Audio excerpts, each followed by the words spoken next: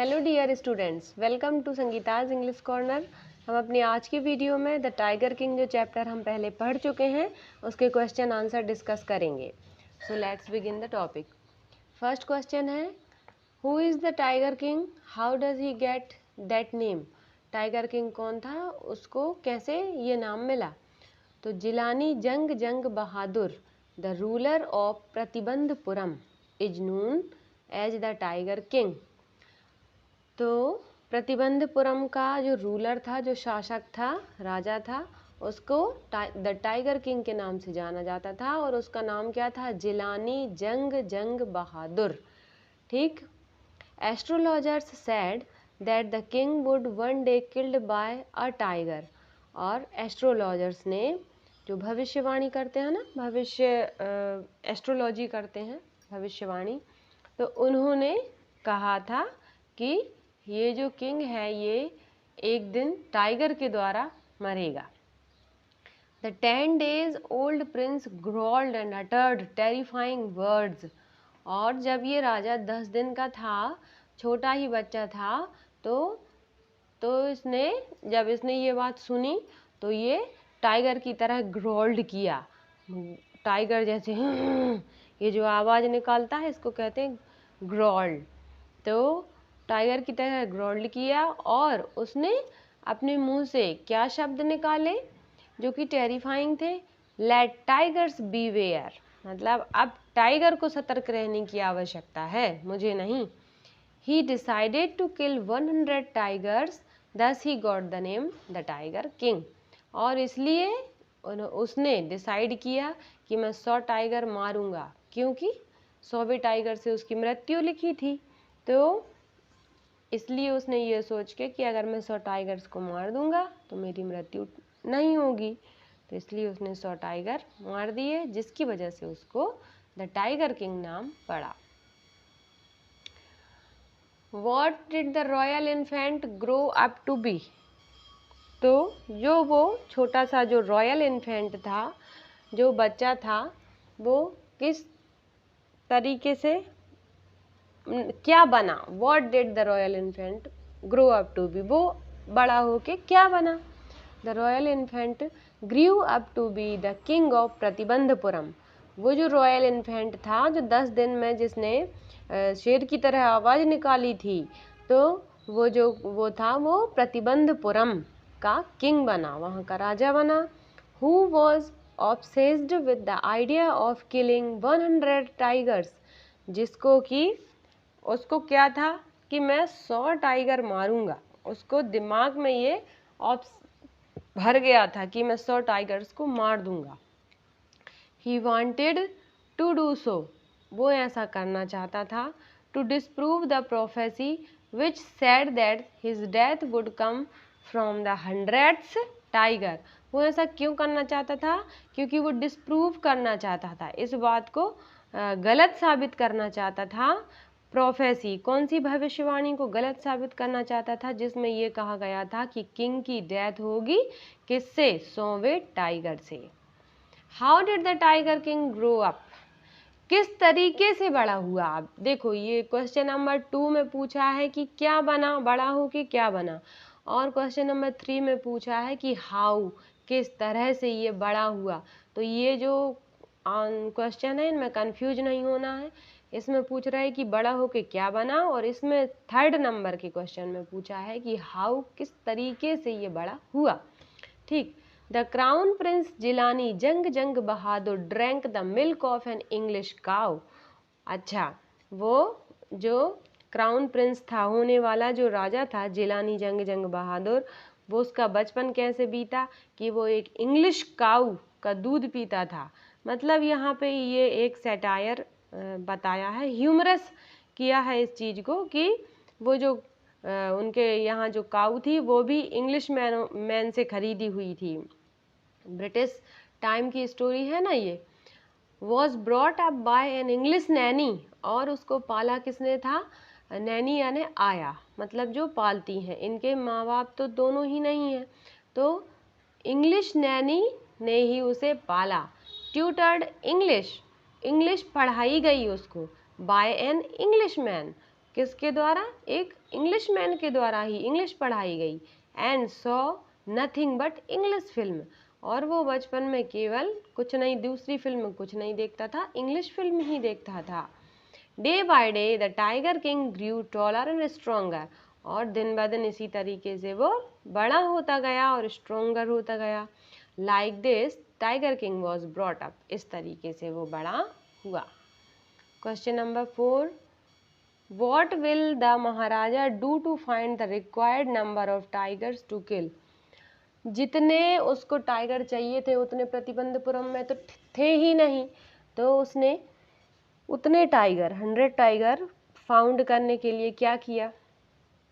To get the required number of tigers to kill, जितनी उसे आवश्यकता थी उतने टाइगर मारने के लिए, the maharaja asked his dewan, महाराजा ने अपने दीवान से कहा, to find a suitable girl, उसके लिए एक सुटेबल गर्ल, एक लड़की ढूंढो, फॉर हिम टू मैरी, किसके लिए, राजा के लिए, ताकि वो उससे शादी कर सके।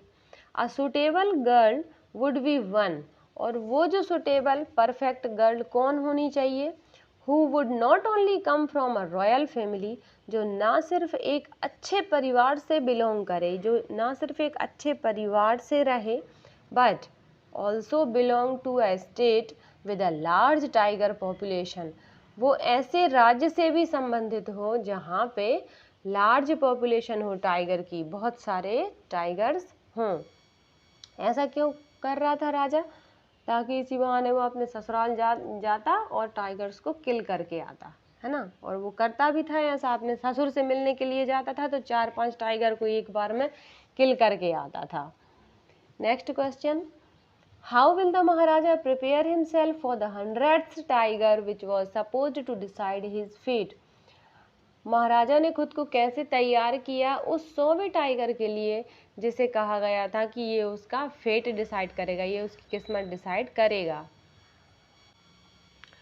तो the Maharaja wanted to be extremely careful with dealing with the 100th tiger which was supposed to be the reason for his death। तो महाराजा को ज़रूरत थी वो कि वो बहुत एक्सट्रीमली केयरफुल रहे, बहुत ही ज़्यादा सतर्क रहे, while dealing with the 100th tiger, 100 tiger के साथ डील करते समय, मतलब उसको मारते समय, विच वॉज सपोज, जिसको कहा गया था, ऐसा प्रोफेसी में, भविष्यवाणी में कहा गया था कि वही उनके डेथ का कारण होगा, 100वां tiger.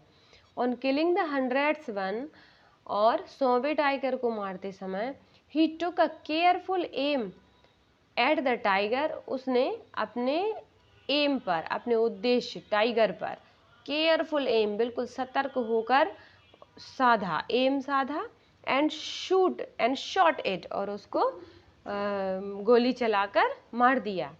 When it fail in a crumpled heap, और जब वो वहाँ पर जैसे ही गिरा, क्रम्पल्ड हीप के ऊपर जैसे ही वो ढेर जो था उसके ऊपर गिरा, he was overcome with Joy and left the place hastily, और राजा खुद वो जैसे ही गिरा उस हीप के ऊपर तो राजा बहुत ही खुश हो गया, और बस उसने ओवर जॉय में, ओवरकम हो गया जॉय में, बहुत खुशी के मारे वो पागल हो गया, और जल्दबाजी में हेस्टिली उसने वो जगह छोड़ दी, मतलब वहाँ छोड़ के, जंगल छोड़ के वो घर आ गया।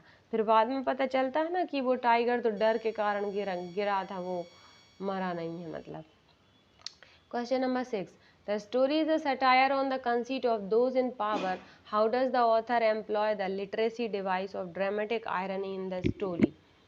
तो राइटर कह रहे हैं कि ये जो स्टोरी है ये एक सैटायर है, ये व्यंग है, किनके ऊपर, those on the conceit of those in power, उन लोगों के ऊपर जिनको पावर है, जिनके पास शक्ति है, जैसे कि राजा जो चाहे वो कर सकता है। तो राइटर यहाँ कह रहा है, how does the author employ literacy device of dramatic irony, तो यहाँ ड्रामेटिक आयरनी की जो लिटरेसी डिवाइस है, ह्यूमरस तरीके से जो कहा है, वो किस तरीके से अप्लाई किया है इस स्टोरी में राइटर ने। The story The Tiger King is a supreme example of dramatic irony ये जो स्टोरी है जिसका नाम द टाइगर किंग है, ये ड्रामेटिक आयरनी का एक बहुत बड़ा, बहुत ही अच्छा उदाहरण है। It is a satire on the conceit of those in power, और ये उन लोगों के ऊपर एक व्यंग है जो पावरफुल हैं, जिनके पास पावर है, शक्ति है। The king is known to be an extremely conceited person right from the beginning, और जो राजा है वो शुरू से ही, बिगनिंग से ही सबसे ज़्यादा कंसीटेड पर्सन दिखाई देता है हमको। कैसे देता है?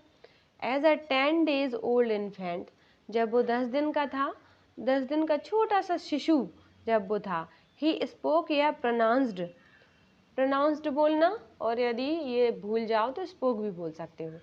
तो उसने क्या शब्द उच्चारित किए थे? सिर्फ 10 दिन का बच्चा भला बोल सकता है? ये तो संभव ही नहीं है। लेकिन राजा ने कौन से शब्द उच्चारित किए थे? लेट्स टाइगर बीवेयर, टाइगर को अब बीवेयर होने की, सावधान होने की ज़रूरत है। अब टाइगर सावधान हो जाएं क्योंकि मैं आ गया हूँ। तो ये तो एक हास्यास्पद बात हुई कि 10 साल का बच्चा भला कभी बोल सकता है कि टाइगरों को सावधान होने की आवश्यकता है। The story is about a king who causes death to 200 innocent tigers, और इसकी वजह से ये जो स्टोरी है इसमें क्या बताया है कि उसने अपने पावर को दिखाने के लिए 100 टाइगर्स को, 100 इनोसेंट निर्दोष टाइगर को बिना किसी वजह के मार दिया। He does so because a tiger has been predicted as the cause of his death. ऐसा क्यों किया? क्योंकि ऐसा कहा गया था कि टाइगर के द्वारा ही उसकी मृत्यु होगी, तो उसने बाकी के जो 99 टाइगर्स हैं उनको बिना वजह के मारा, बल्कि 100 टाइगर्स को। In his pride of power, he takes so many lives of the king. और अपने शक्ति के घमंड में, पावर के प्राइड में उसने क्या किया? कितनी सारी जान ले ली। He takes so many lives of the tiger. Tiger की इतनी सारी जानें ले ली। But in spite of his hunting, लेकिन उसके शिकार करने के बाद भी, in spite of hunting so many tigers, इतने सारे टाइगर के शिकार करने के बाद भी, the prediction comes true. जो प्रिडिक्शन थी, जो भविष्यवाणी थी, वो सच हो गई। One day he is playing with his son with a wooden tiger. एक दिन वो अपने लड़के के साथ, बेटे के साथ, एक लकड़ी के टाइगर के साथ खेल रहा था। खिलौना टाइगर जो लकड़ी का बना हुआ था, खेल रहा था। Which has sharp slivers of wood, जिसमें कि एक तेज नोक वाली लकड़ी निकली हुई थी। स्लिवर्स यानी टुकड़ा सा निकल जाता है जो लकड़ी का, उसको बोलते हैं। तो लकड़ी की छोटा सा वो टुकड़ा निकला हुआ था, वो शार्प था, बहुत नुकीला था। One such piece pierces his hand, और वैसे ही एक पीस ने, वैसे एक टुकड़े ने उसके हाथ में क्या कर दिया? लग गया। पायर्स हो गया, थोड़ा लग गया उसके हाथ में। The wound takes his life, और इससे जो चोट लगी उससे उसकी मृत्यु ही हो गई, क्योंकि वो बढ़ता गया था उसका पूरा हाथ, और ऑपरेशन करते समय फिर राजा मर गया था। तो thus it is a fine example of dramatic irony. अतः ये ड्रामेटिक आयरनी का एक बहुत ही अच्छा उदाहरण है। Question number 7, What is the author's indirect comment on subjecting innocent animal to the willfulness of human beings? तो ऑथर का इनडायरेक्ट कमेंट इस चैप्टर के द्वारा क्या है? किन के द्वारा? कि हम अपनी इच्छाओं की पूर्ति के लिए, ह्यूमन बीइंग अपनी इच्छाओं की पूर्ति के लिए जो इनोसेंट एनिमल होते हैं उनको केंद्र बनाते हैं, उनको सब्जेक्ट बनाते हैं। Through this satirical story, the author has rightly portrayed how human beings have subjected innocent animals to untold torture and death. इस स्टोरी के माध्यम से, इस व्यंग भरी स्टोरी के माध्यम से जो राइटर हैं वो सच में इस बात का बहुत अच्छे से चित्रण कर रहे हैं कि ह्यूमन बीइंग्स, हम लोग जो मानव, जो लोग हैं, हम लोग मनुष्य हैं, अपनी इच्छाओं की पूर्ति के लिए इनोसेंट, निर्दोष एनिमल्स को हम अनटोल्ड टॉर्चर देते हैं, बिना ही बताए, बिना कहे। बेचारे वो तो जानते ही नहीं कि हम मरने वाले हैं। तो हम उनको ये जो टॉर्चर देते हैं और उनका ये जो शिकार करते हैं, उनको जो मृत्यु देते हैं, सिर्फ किस लिए? merely to fulfill their own whims and fantasies। और किस लिए? सिर्फ अपनी इच्छाओं को पूरा करने के लिए, अपनी पसंद को, अपनी विम्स को। अब सनक, जो जैसे सनक छा गई थी ना राजा के ऊपर, तो अपनी जिद, सनक, इसको पूरा करने के लिए, अपनी कल्पना को, पसंद को पूरा करने के लिए उन लोगों को बिना वजह मौत के घाट उतार देते हैं। The king killed 99 tigers. राजा ने 99 टाइगर्स मार दिए। And he got his punishment. और उसे अपनी सजा भी मिली। Just to show his power and legacy and to prove astrologer wrong he killed 99 tigers. सिर्फ अपना पावर दिखाने के लिए और अपनी जो उसकी जो लीगेसी थी, मतलब जो प्रोफेसी कर दी थी ना कि वो मरेगा, उसका जो मृत्यु का फरमान जारी हो गया था, कहना चाहिए कि 100 टाइगर से ये मरेगा, उसको गलत साबित करने के लिए, और उस एस्ट्रोलॉजर को जो भविष्य करता था, जिसने की भविष्यवाणी की थी, उसको गलत साबित करने के लिए राजा ने 99 टाइगर्स को मार दिया। How would you describe the behavior of the Maharaja's minions towards him? Do you find them truly sincere towards him, or are they driven by fear when they obey him? Do you find a similarity in today's political order? तो ये पूछ रहे हैं question में कि राजा के जो नौकर चाकर थे, उनका व्यवहार राजा के प्रति किस तरीके से कैसा था? क्या वो राजा के प्रति वास्तव में ईमानदार थे, या फिर वो डर के कारण राजा की आज्ञा का पालन करते थे? और क्या आपको आज के राजनीतिक समय में भी ऐसी कुछ सिमिलरिटी मिलती हैं? तो the minions were not so sincere towards the king. जो नौकर चाकर थे राजा के, वो राजा के प्रति ईमानदार नहीं थे, सिंसियर नहीं थे। They just follows his order due to fear of king. वो राजा के भय के कारण, डर के कारण उसकी आज्ञा का पालन किया करते थे। As if they will disobey the order of the king. क्योंकि यदि वो राजा की आज्ञा का पालन नहीं करेंगे, उसको डिसओबे करेंगे, उसकी अवज्ञा करेंगे, the king surely punish them. तो राजा उन्हें जरूर ही पनिश करेगा, उन्हें सजा देगा। और they will lose their job. और वो अपनी जॉब भी खो देंगे। Dewan who should have advised the king not to kill the tigers did not dare to go against his wishes. जो दीवान था, उसको राजा को सही एडवाइस देनी थी कि आप टाइगर्स को मत मारो, क्योंकि बिना वजह इनोसेंट टाइगर्स को मारना ये गलत होगा। लेकिन फिर भी उसने ऐसी कोई एडवाइस नहीं दी और राजा के अगेंस्ट, वो राजा की इच्छा के अगेंस्ट नहीं गया वो।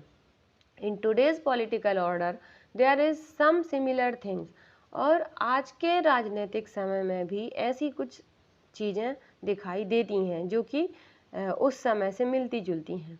In today's era many people are in power. आज के युग में भी कई लोग पावर में हैं, ठीक, सत्ता में हैं। Not only because of their ability. उनकी एबिलिटी की वजह से नहीं, उनकी योग्यताओं की वजह से नहीं, but also bye their influence and power. किस वजह से है वो सत्ता में? उनका क्योंकि इतना प्रभाव है, उनके पास इतनी ताकत है, उनकी इतनी पहुंच है, जिसकी वजह से वो राजनीति में पहुंच गए हैं। टैलेंट की वजह से नहीं पहुंचे। And many joins politics to earn money.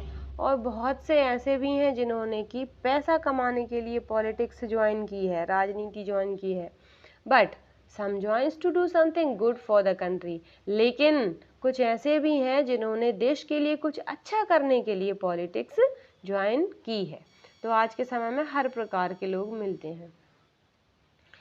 Question number 9, can you relate instances of game hunting among the rich and the powerful in present times that illustrate the carelessness of human beings towards wild life.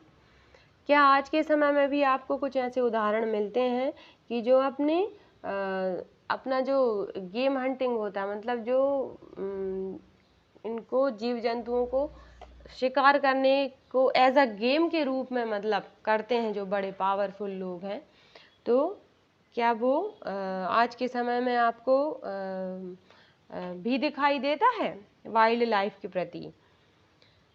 In recent years there have been a few incidents of game hunting. हाँ, आज के समय में भी, अभी recent के कुछ सालों में भी ऐसे बहुत सारे उदाहरण हमें देखने को मिले हैं, बहुत सारे इंसिडेंट्स, ऐसी घटनाएं देखने को मिली हैं जिसमें कि गेम के तौर पे, खेल के तौर पे हंटिंग, शिकार किया गया है। Even the wealthy have been involve in incidents. यहाँ तक कि जो बड़े लोग हैं, जो धनवान लोग हैं, वो भी इस प्रकार के इंसिडेंट्स में, इस प्रकार की घटनाओं में इन्वॉल्व रहे हैं। जिन्होंने क्या किया है? Demonstrating human carelessness towards nature. जिन्होंने प्रकृति के प्रति जो अपनी बेरहमी है, जो रूखापन है, वो दिखाया है, वो डेमोन्स्ट्रेट किया है, वो शो किया है। अब कौन कौन है वो? उदाहरण के लिए Salman Khan is involve in a poaching case invoking black बक्स है। ये ब्लैक लिखा गया है, यहाँ एल और लगा लेना, ब्लैक, BLACK। तो जो सलमान खान हमारे जो फिल्म एक्टर हैं, वो भी जो फिल्म हीरो हैं, वो भी एक बार इस केस में फंस गए थे कि उन्होंने काला हिरण, उसका शिकार कर दिया था, अवैध शिकार कर दिया था, पोचिंग यानी अवैध शिकार कर दिया था। तो उनका भी केस चला कुछ दिन। और नवाब मंसूर अली खान पटौदी, ये भी जो हैं, इन्होंने ये भी इन्वॉल्व इन एंटीलोप लॉसूट। इनके ऊपर भी केस चला हुआ था। यदि आप लोगों को इस चीज़ की जानकारी हो तो इन्होंने भी हिरण का शिकार किया था। एंटीलोप मतलब हिरण, मृग या हिरण का शिकार इन्होंने किया था, तो इन पर भी मुकदमा चला था। Last one, we need a few system for the age of ecology, a system which is embedded in a care of all people and also in the care of earth and all life upon it discuss। हमको ज़रूरत है कि हम ये पारिस्थितिक तंत्र जो है, जो पारिस्थितिकी है, इकोलॉजी है, उसको हम बैलेंस करें, उसको हम मतलब ये लोगों को अवेयर कराएं, मतलब कि उसकी हम केयर करें। तो हम किस तरीके से उसकी केयर कर सकते हैं जिससे कि अर्थ की केयर हो सके, अर्थ पे जो वाइल्ड लाइफ है उसकी केयर हो सके। तो ये कैसे हम कर सकते हैं, इसको डिस्कस करना है। A new system embedded in the care not only of all people but also of the earth and life upon it. हाँ, एक नया सिस्टम बनना चाहिए, ये लागू होना चाहिए। किसकी केयर के लिए? सिर्फ लोगों की केयर के लिए नहीं, बल्कि इस धरती पर जितनी भी जो जीवन है उन सबको बचाने के लिए होना चाहिए एक सिस्टम। क्या होना चाहिए? Is required to preserve the sustain nature's balance. इसकी आवश्यकता है किस लिए? नेचर के बैलेंस को, प्रकृति के बैलेंस को बनाए रखने के लिए ऐसी आवश्यकता है। तो कैसे कर सकते हैं वो हम? Imposing ban on hunting and poaching is not enough. केवल हंटिंग पे और पोचिंग, अवैध शिकार पे ही बैन लगाना पर्याप्त नहीं है। People need to be made aware of the importance of nature. लोगों को ज़रूरत है कि प्रकृति के महत्व के बारे में वो अवेयर हों। थ्रू वेरियस अवेयरनेस कैंपेन्स, कई मुहिम जो छिड़ती हैं, जो अभियान होते हैं अवेयरनेस के, सजगता फैलाने के जो अभियान होते हैं, वो people must be made to understand that every creature had a prominent role in the ecological cycle. उनके माध्यम से लोगों को ये सजगता फैलानी चाहिए कि ये जो क्रिएचर हैं, ये जो धरती पर रहने वाले हर क्रिएचर हैं, चाहे वो टाइगर हो, चाहे वो छोटे से छोटा जीव हो, वो उसका भी एक प्रोमिनेंट रोल है, उसका बहुत महत्वपूर्ण रोल है। किसमें? इकोलॉजिकल साइकिल में। हमारी पारिस्थितिक जो तंत्र है उसमें हर एक छोटे से छोटे जीव का बहुत महत्वपूर्ण रोल है। No one has right to kill the other or destroy their habitats. और इसीलिए किसी को भी ये अधिकार नहीं है कि उनको मारें और उनके निवास को, हैबिटेट्स को ख़त्म करें। That's all about this chapter. Thanks for watching.